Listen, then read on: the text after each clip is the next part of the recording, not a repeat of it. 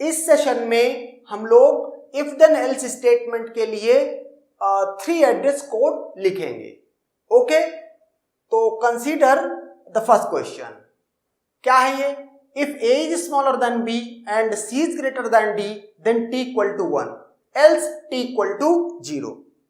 Okay, तो ये जो लॉजिकल एंड है, इस ऑपरेटर की कुछ प्रॉपर्टी पहले समझ लेते हैं।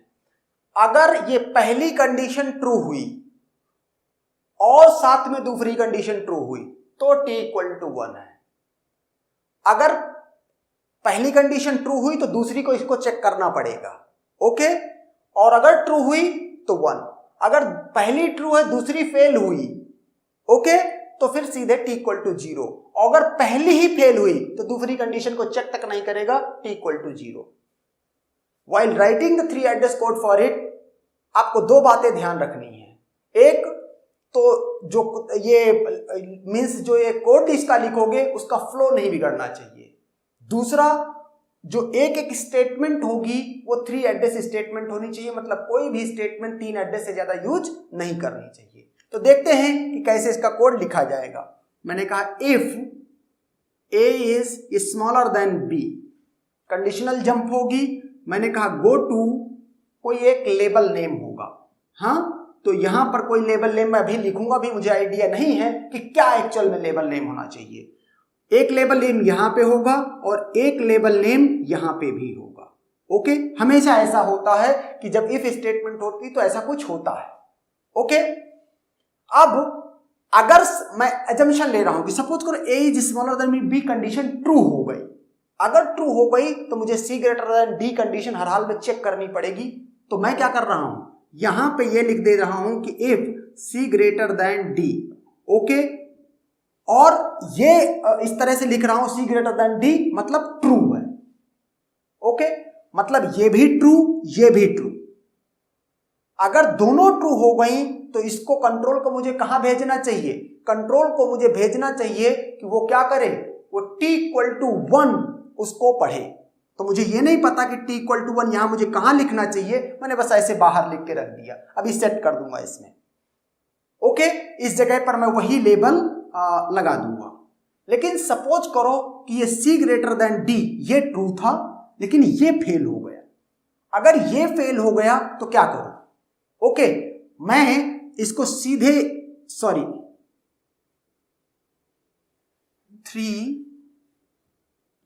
4 5 6 7 8 9 यहां पर मैं क्या कर दूंगा, इसको सीधे यहां पे लिखूंगा क्या, t इक्वल टू 0। अगर ये कंडीशन ट्रू, ये कंडीशन फेल तो सीधे t इक्वल टू 0। और t इक्वल टू चूंकि 0 हो चुका है, अब क्या करूं, कंट्रोल को एग्जिट कर दूं।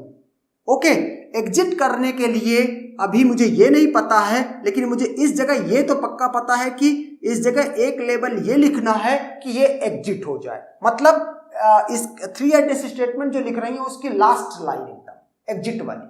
ओके, या यहां पे अभी तो एग्जिट लिख रहा हूं, बाद में देख लूंगा कि क्या होगा।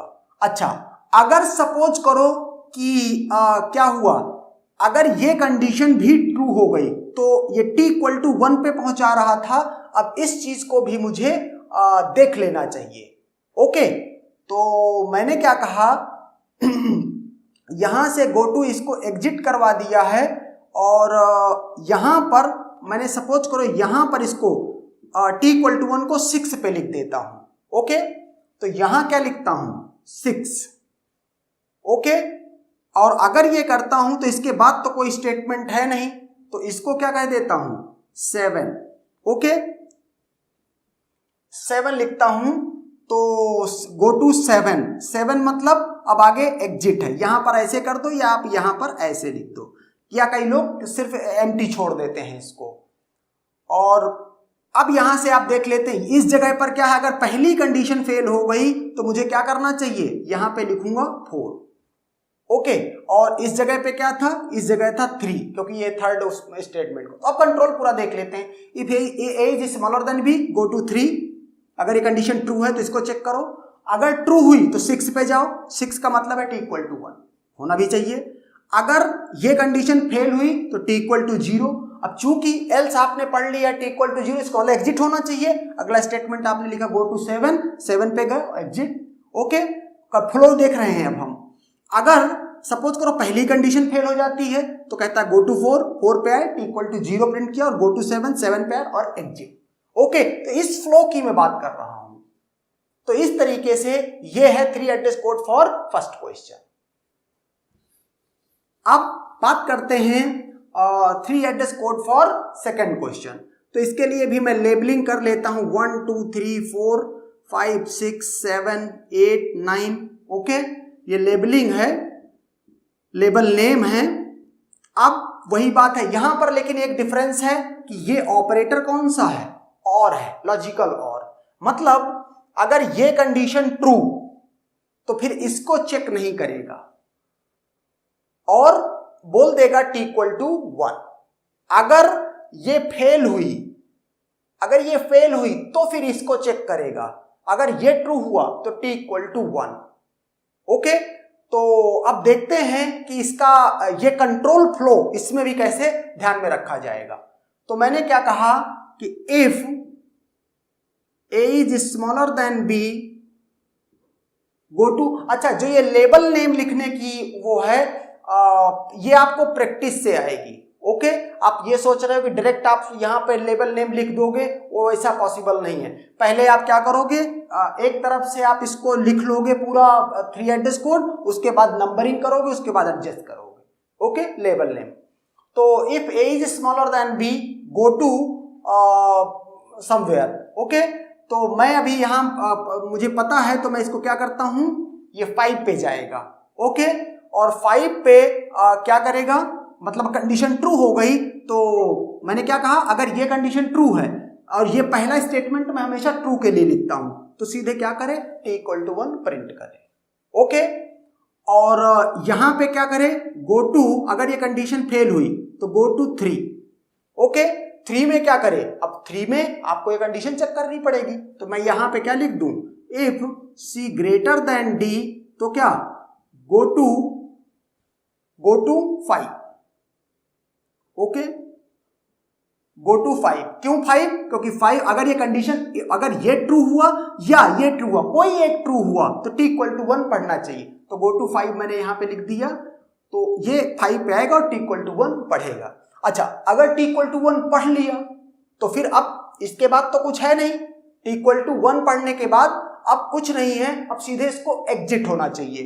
तो मैं यहां पे क्या लिखूंगा, गो टू 8।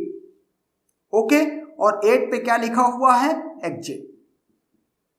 तो यहां से t इक्वल टू 1 के बाद आगे कुछ नहीं है, सीधे गो टू 8 है, अनकंडीशनल जंप है, तो सीधे 8 पे जंप कर जाएगा और एग्जिट हो जाएगा। ओके, अब सपोज करो यहां पर कि c ग्रेटर देन d क्या हुआ, फेल हो गया। c greater than d fail हो गया तो फिर क्या करेगा। ओके, तो अगर c greater than d fail हो गया तो फिर हम इसको क्या करेंगे, गो टू 7।